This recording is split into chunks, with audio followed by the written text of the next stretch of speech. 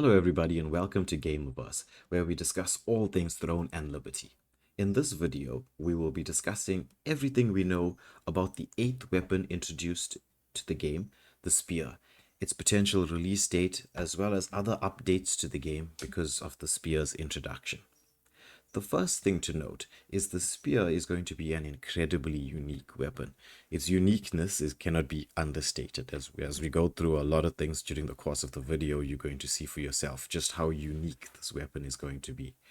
But one of the things that jumps to mind right at the start is that it's going to provide the user with both ranged and melee attacks, which is just that on its own is just incredibly unique. Right?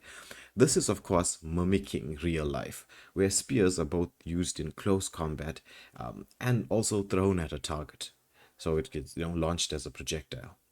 Now, developers mentioned designing the spear with backline dive in mind, so targeting the squishies that are going to be in the backline, saying, and I quote, "The existing four ranged weapons have been performing relatively well in combat, utilizing distance advantages and positional elements." So they created the spear probably with PvP in mind, allowing the team with the spear user in it to be able to get much more quicker into the backline and be able to cause a lot of havoc in the course of a PvP fight. So this is definitely a PvP weapon. Now, from the looks of the footage released so far, there seems to be skills that allow the spear user to close distances very quickly. There's a lot of dash mechanics just from the footage that's been released so far. And it was also mentioned that the spear will have defensive as well as counter-attack abilities, which means that the spear will serve sort of a hybrid role in between like tankiness and DPS, very similar to the Great Sword. However, I would assume, or at least as from what we can see, it's going to have none of the slow animation that goes with the Great Sword, which is the Great Sword's one real weakness, is the slowness of its skills.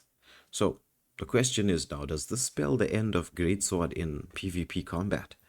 Let me know what you think in the comments below. Now,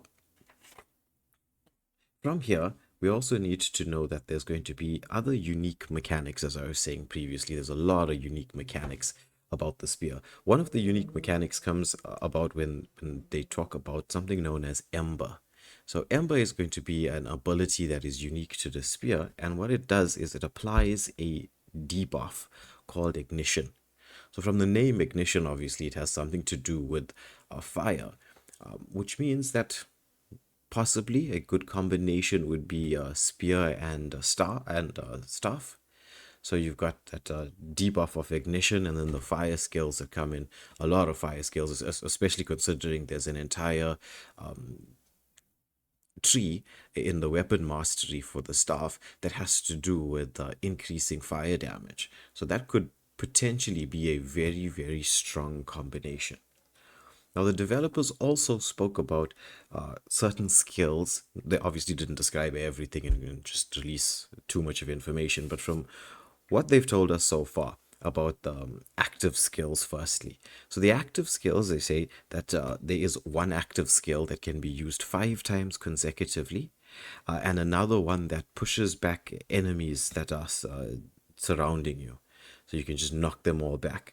The omnipotent skills will include a skill that prevents a target from parrying any abilities, as well as a long distance leap. And this one's quite interesting. So it's a long distance leap that will provide an AoE fear effect when it lands. So that's going to be very interesting to see how it works in the PvP scene.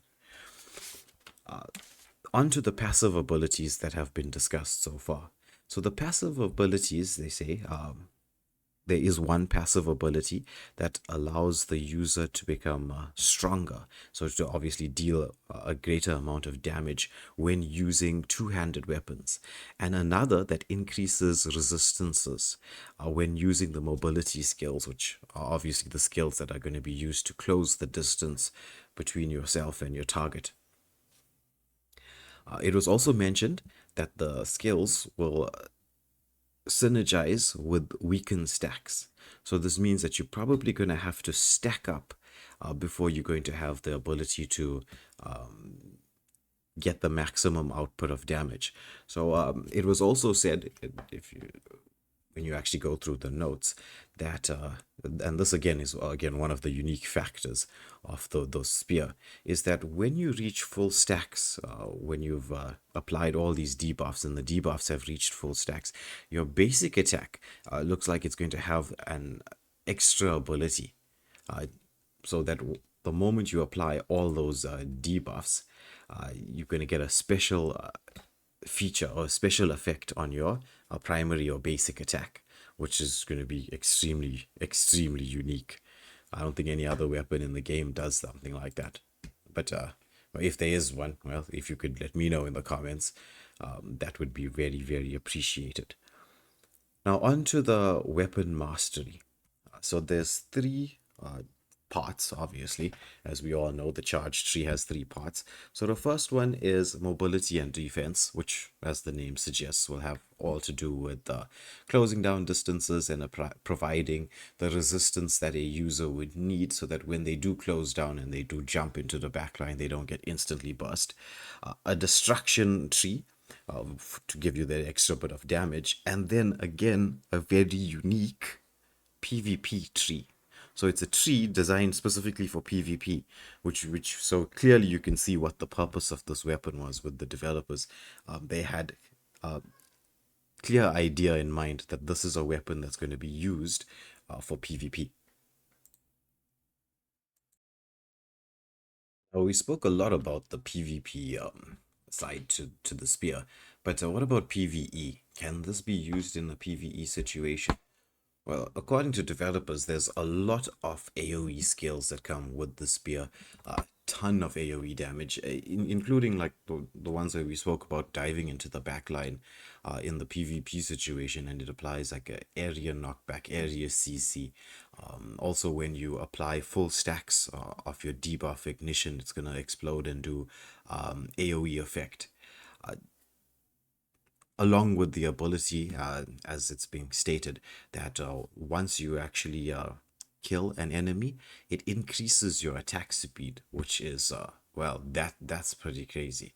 Because as we all know in the game, if your attack speed increases, it's also going to increase the speed of your skills as well. So this could be used to farm extremely fast in the open world dungeons, as well as the party effects.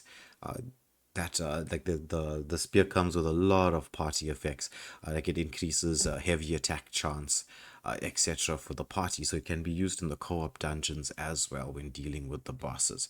So all in all, this is an extremely unique weapon. I think I must have said that word 1,000 times in the course of the video, and I'm very interested to see how it's going to play out once it's going to be released. Now, as to the release date, still nothing is being said, but I'm assuming it's going to be released in one of the updates coming up very shortly. Hopefully, it'll be in the next major update. But on the positive front, this is going to be released both in Korea and globally at the same time. So that's going to be quite good for us global players, to be able to get the weapon at the same time as the Korean server gets it as well. Now, on to the other thing that I mentioned, which is there's going to be some updates to the game because of the introduction of the spear. So this is going to be some new codex entries, as well as a new guardian. It's going to be a female, I think, orc that's going to be a spear user as a guardian that we can now unlock in the game. But with all that being said, that is everything that I've discovered so far about the spear. If anybody else maybe did some data mining, found out anything else, I would really love to hear about that from you in the comments. If you've enjoyed this video, please consider pressing that like, share, and subscribe button. You would really be helping the channel out. Thank you for watching.